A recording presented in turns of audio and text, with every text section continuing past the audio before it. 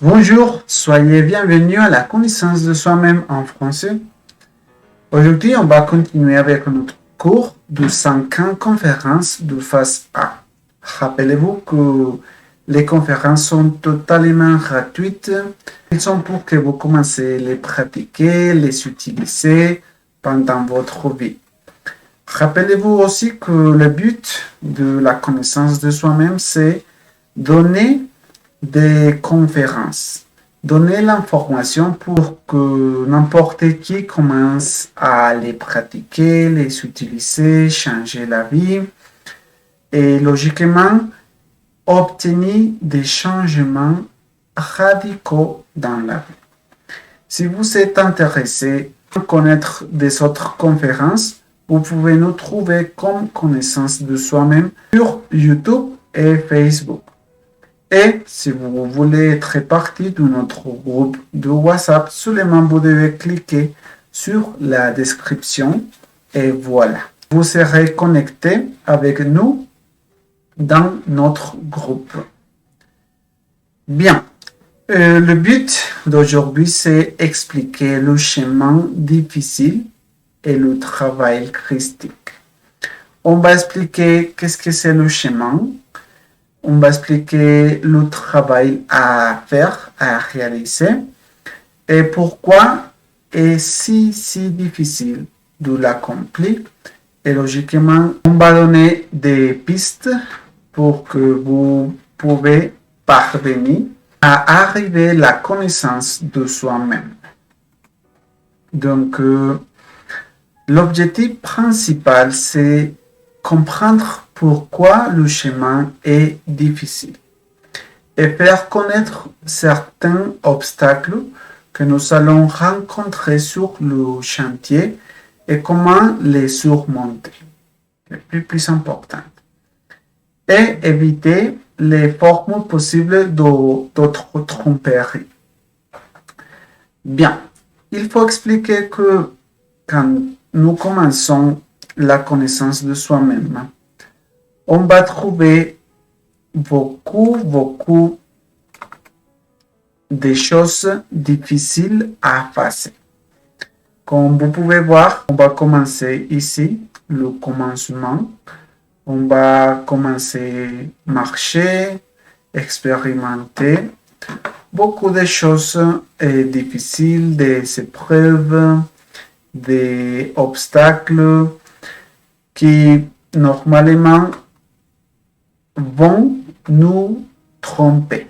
On a la ligne d'arrivée, c'est l'autoréalisation. C'est l'heurosité totale, le 100% de conscience éveillée. Il est très facile de l'expliquer, il est très facile de transmettre l'information, mais une fois que vous commencez à pratiquer la connaissance de soi-même, vous verrez qu'il est très compliqué parce qu'on va vivre beaucoup d'obstacles et d'épreuves. Mais logiquement, nous sommes ici pour nous aider, pour donner les étapes, pour donner des pistes, pour que n'importe qui puisse arriver à l'heurosité du cœur, à la connexion avec la divinité, avec la conscience. Donc, principalement, il faut dire que le chemin est difficile parce que il est obscur. Il y a beaucoup d'obscurité parce que la conscience se trouve endormie. Qu'est-ce que c'est la conscience? C'est la partie divine. Je vais vous montrer ici. C'est le soleil qu'on a dans notre cœur. Malheureusement, maintenant, ça se trouve endormi. Pourquoi? Si vous regardez l'image, vous verrez qu'il y a beaucoup de choses noires, d'obscurité autour de la conscience. C'est l'ego. L'ego, c'est l'ignorance, les défauts, les choses que nous faisons toute la vie, les erreurs, la mémoire, etc. Du matin au soir, tout le temps, l'ego est actif. Il se manifeste comme des pensées, des sensations, des émotions, des désirs. Malheureusement, nous ne sommes pas conscients de toute la manifestation qu'il y a du matin au soir. C'est pour ça, mes amis, que peut-être que dans ce moment, l'ego soit actif en moi et en vous. Comment savoir si l'ego est actif? Simplement, il faut s'auto-observer. Il faut voir la manière de penser, la manière de réagir, d'agir. Quand nous sommes seuls, qu'est-ce que nous pensons? Quand nous sommes accompagnés, qu'est-ce que nous pensons? Il y a une côte obscure de nous-mêmes que nous ne connaissons pas ou nous n'acceptons pas. Nous voyons une partie très très réduite de notre enveloppe. Cela veut dire que nous sommes aveugles. Nous sommes aveugles parce que nous ne voyons pas presque rien. En termes psychologiques, par exemple, vous avez vu votre colère, vous avez vu la paresse, l'envie, la tristesse, la peur, la compétence avec des autres? Non. Ou peut-être oui, mais vous ne savez pas comment ça se déroule, comment ça s'active, pourquoi, quelles sont les conséquences, et pourquoi ça commence dans votre vie et où ça va vous amener. Malheureusement, mes amis, le chemin c'est difficile, principalement pour ça, parce que la conscience se trouve endormie et il est très très dur, très compliqué commencer à l'éveiller. Mais ça signifie que nous pouvons commencer à la développer. Comment? Je vais expliquer ça plus tard pendant la conférence. Donc, autre aspect pour lequel le chemin intérieur est difficile, c'est parce que la loi du miroir. Qu'est-ce que c'est la loi du miroir? Nous projetons toute notre obscurité aux autres. Nous projetons ces côtés inconnus sur d'autres personnes. C'est ça la loi du miroir. Normalement, si je marche, d'accord, et je vois quelques voleurs, je veux signaler, je vais lui signaler. Mais si vous réfléchissez, vous verrez qu'il y a 3 doigts qui nous signalent. D'accord? 3 doigts qui nous signalent. Ça nous montre que quand nous critiquons quelque personne, quelque chose, c'est parce qu'on a 3 fois de plus les choses qu'on critique, qu'on signale. Et ça, c'est très, très compliqué à accepter. On dit ça parce que nous voyons le politique, le voleur, la prostituée, le menteur, le paresseux, mais pour manque de conscience, on ne voit pas que nous savons la même chose à l'intérieur. L'ego reconnaît la loi du miroir dehors, là-bas. Comment on peut changer ça? Seulement avec la réflexion intime. Par exemple, si vous voyez quelques voleurs, immédiatement vous devez rappeler des moments où vous avez volé quelque chose.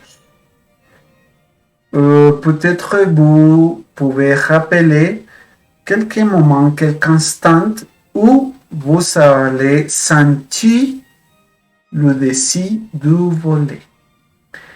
Et c'est pour ça, mes amis, qu'on dit qu'il est très, très difficile le chemin. Parce que accepter ça, c'est très compliqué. Mais le cœur, la conscience, c'est le chemin. C'est surmonter ces processus, mais il faut pratiquer la connaissance de soi-même.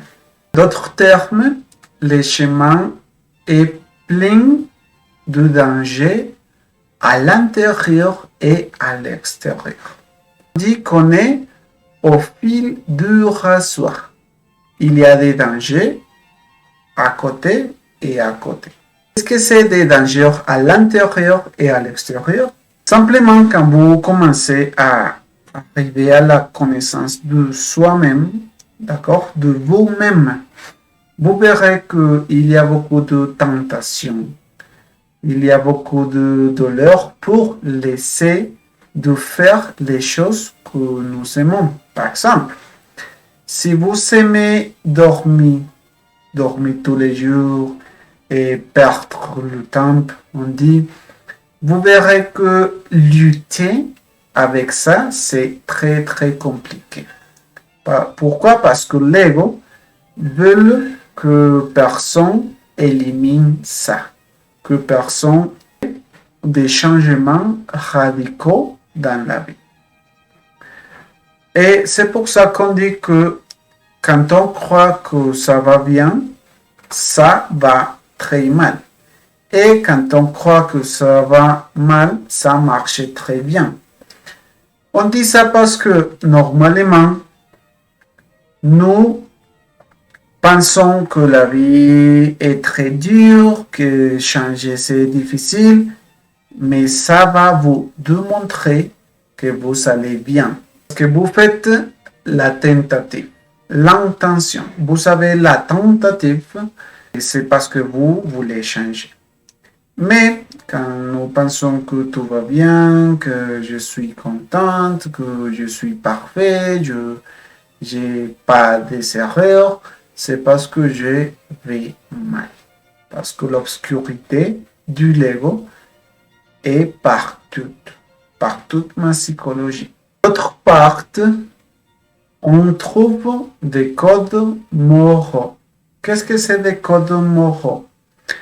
C'est des idées générales que la société a et par conséquent, nous les avons aussi. On dit que tous les codes moraux sur les chemins intérieurs sortent en excès. Cela nous montre que, par exemple, si je suis ici à Colombie, je pense que danser toute la vie, toutes les nuits, j'ai beaucoup de choses, ça c'est génial. Pas de problème avec ça. Mais si je suis à l'Argentine ou à la France, à l'Afrique, je peux penser des choses différentes. Et normalement, ça va nous tromper. Parce que les codes moraux font que n'importe qui commence à être confus. Et qu'est-ce que se passe? À mesure que vous pratiquez la connaissance, la conscience va vous dire vous devez réaliser quelques changements et ça c'est urgent. L'ego va s'interposer, va mettre résistance. Logiquement, quand ça se passe, vous devez éliminer. Comment? Mère divine élimine ce défaut. Mère divine élimine l'idée que j'ai eue de quelque temps.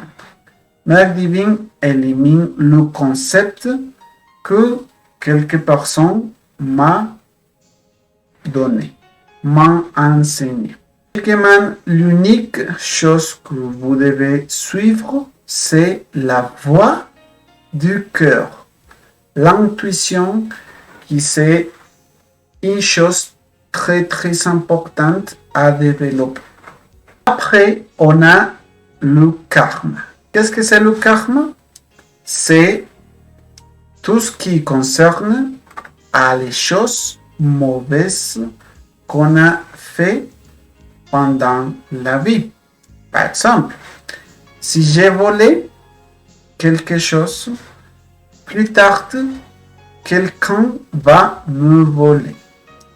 Si j'ai trompé quelqu'un, plus tard, quelqu'un va me tromper. Malheureusement, nous n'avons la conscience pour rappeler toutes les choses qu'on a fait. Et à mesure que vous pratiquez, que vous connaissez toutes les choses que vous avez fait, vous allez dire, oh là là, pourquoi j'ai fait ça? Je comprends que ma vie marche comme ça dû à que je fais quelque chose. Le karma, c'est quelque chose de très très difficile, mais il faut l'accepter, le travailler et le payer. J'ai fait la conférence numéro 12 ou 13. Je vous invite à la voir. Là, j'expliquais qu'est-ce que c'est le karma, comment le payer, sont les pratiques pour le payer, beaucoup d'informations. Je vous invite à le chercher. La numéro 13 ou 12, vous pouvez chercher. Donc, le chemin, c'est compliqué pour ça, pour le cas. Mais, logiquement, on doit le payer, on doit avoir le dharma pour le payer et c'est ça. Ensuite, on a autre difficulté, c'est autre voie similaire. Qu'est-ce que c'est ça? Comme l'image nous montre, on a les chemins, on peut dire la ligne noire, c'est le chemin réel. Mais à mesure qu'on marche, qu'on expérimente, qu'on avance, on va voir que peut-être sorte un autre chemin, d'accord, autre chemin, et dans la majorité des cas, les personnes abandonnent le chemin réel. Par exemple, on va supposer que nous sommes ici, et ce chemin, c'est le chemin de l'argent. On a l'opportunité de travailler, mais d'avoir plus de temps. Avoir plus d'argent, mais plus de temps. Et comme nous ne savons pas l'importance de se connaître, de se connecter avec la divinité, on va prendre le chemin de l'argent. D'accord? Autre simple. Supposons que l'argent n'est pas quelque chose d'important dans notre vie. Donc nous passons, nous surmontons la preuve. Mais plus tard, le chemin de l'amour, de l'infidélité nous arrive. Et pour manque de conscience, pas simplement monter, prendre le chemin de l'infidélité et nous échouons le chemin. Nous finissons le chemin. C'est pour ça, mes amis, qu'il faut expliquer que il y a beaucoup de voies similaires et malheureusement, les personnes vont prendre des chemins différents et la confusion va arriver. On va se tromper, on va dire, oh mon Dieu, de quand je commençais ça, de quand j'ai provoqué ça. Et logiquement, on doit se connecter avec la conscience, la voix de Dieu qui est au cœur, pour savoir quel chemin prendre, quelle décision prendre. D'accord? C'est pour ça que le chemin est difficile, les chemins intérieurs. De cette manière, on va continuer avec les épreuves. Les épreuves. Qu'est-ce que c'est les épreuves? Dans cet terme, sont des situations où on doit prendre des décisions. Et elles sont des décisions compliquées, décisions très très difficiles à prendre. On dit par exemple que nous sommes ici et la preuve de l'amour nous arrive. Il y a une autre femme, dans le cas des hommes, par exemple, qui nous appelle, qui va nous mettre la tentation, ça, l'infidélité. Et normalement, sont preuves très compliquées. Plus tard, on peut avoir des preuves de santé. La santé va être compliquée, on ne sait pas quoi faire, comment réagir, c'est compliqué.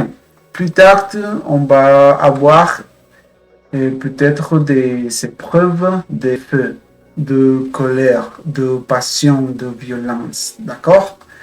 Et seulement, il est possible de les surmonter avec conscience, avec la voix du cœur, en éliminant l'ego, en réalisant la pratique du suprasexe et enseignant la connaissance de soi-même.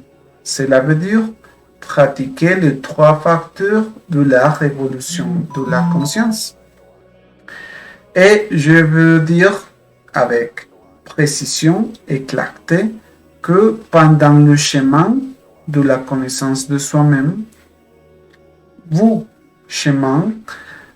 allez trouver beaucoup d'épreuves, de situations difficiles où seulement vous devez les surmonter, les supérer. D'un autre côté, c'est le moment de parler du travail christique. D'accord?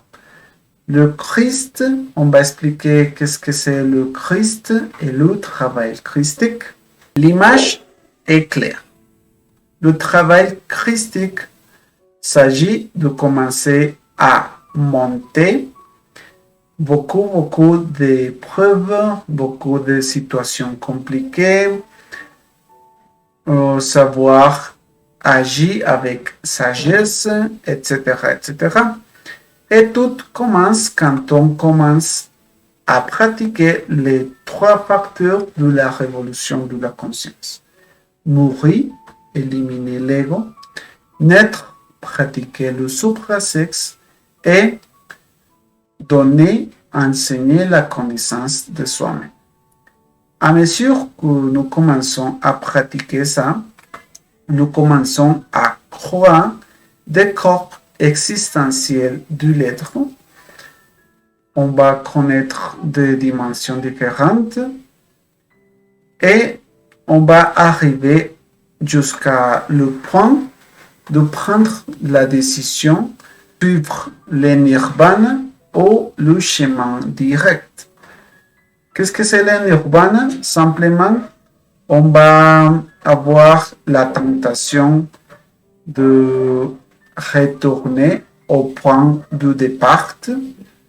Et le chemin direct, c'est simplement continuer avec les chemins antérieurs, mais on va passer des preuves très compliquées. Mais c'est l'idée, mes amis. L'idée, c'est prendre le chemin direct pour que rapport aux naissances de Christ intérieur. Il faut expliquer que le Christ, c'est une force qui habite au cœur, qui habite dans notre cœur. Ça, c'est piégé, coincé pour les divers défauts psychologiques qu'on a. À mesure que vous commencez à les éliminer, le feu commence à être libéré et le Christ individuel commence à naître, à se développer. Donc, le travail christique s'agit de croire cette corps de nature d'or. Bien, c'est la première chose qu'on doit comprendre sur le travail christique. La création des corps d'or qui seulement va être fait pour notre Christ intérieur. Puis, on doit payer le karma de cet stock. On doit tuer les joyeuses causes, les 7 de faux capitaux. Et finalement, on doit prendre en charge l'éducation mondiale. Qu'est-ce que c'est ça? On va se devenir en personne de lumière, en personne de lumière, de feu. Et on doit prendre l'éducation, cela veut dire l'enseignance de la connaissance de soi-même par tout le monde. Ça veut dire comme un type de Moïse, de Jésus-Christ, de Bouddha. Ces personnes ont fait le travail que nous sommes en train d'expliquer. Ils ont tué les 7 défauts capitaux, ils ont payé le karma, ils ont fait la création des corps d'or et ils ont pris en charge sur l'éducation mondiale, cela veut dire l'enseignance du 3 facteurs de la révolution de la conscience. C'est ça le travail christique. Il faut dire que ça va prendre beaucoup de temps. Ça va prendre toute l'existence. C'est sûr qu'on développe le chemin intérieur. On va faire preuve où les personnes vont nous critiquer. On va être jugé par toute l'humanité. Qu'est-ce que c'est ça? Cela veut dire que les personnes n'ont pas à comprendre les processus, le travail qu'on développe. Comme l'image le montre, les personnes simplement vont critiquer, juger le travail qu'on fait, mais ça n'est pas important, l'opinion des autres n'est pas importante. L'important, c'est continuer la pratique et c'est montrer des résultats intérieurs, améliorer la communication avec la partie divine et c'est ça. Bien, les choses que des autres personnes nous disent servent à rien. Vraiment, pour finir la conférence, il faut voir la suivante information claire. On doit supplier la divine mère tout le temps. Pourquoi? Parce que la divine mère est fondamentale quand il s'agit de dissoudre les agrégats psychiques. Que la mère divine, c'est fondamental si nous voulons éliminer l'ego. D'accord? C'est pour ça que je répète beaucoup de fois qu'il faut éliminer tout le temps les pensées négatives, les désirs, les émotions qu'on a tout le temps. du matin au soir. Comment? Rappelez-vous, Mère divine élimine le défaut, le pensée négative, la colère, la tristesse. Il faut le réaliser tout le temps parce que du matin au soir, l'ego est actif. Les défauts psychologiques sont actifs. C'est tout pour aujourd'hui. Merci beaucoup pour l'attention donnée. Rappelez-vous toujours de chercher connaissance de soi-même en français sur Facebook et YouTube. Et si vous voulez être partie du groupe de WhatsApp, seulement vous devez cliquer sur la description et voilà. L'invitation, c'est à voir la prochaine conférence, sera la 39, appelée la non-identification avec les choses du quotidien et pourquoi nous jugeons les autres. On va enseigner l'importance de ne pas juger les autres et de ne pas s'identifier avec les choses de la vie, du quotidien. Merci beaucoup pour l'attention donnée et à la prochaine.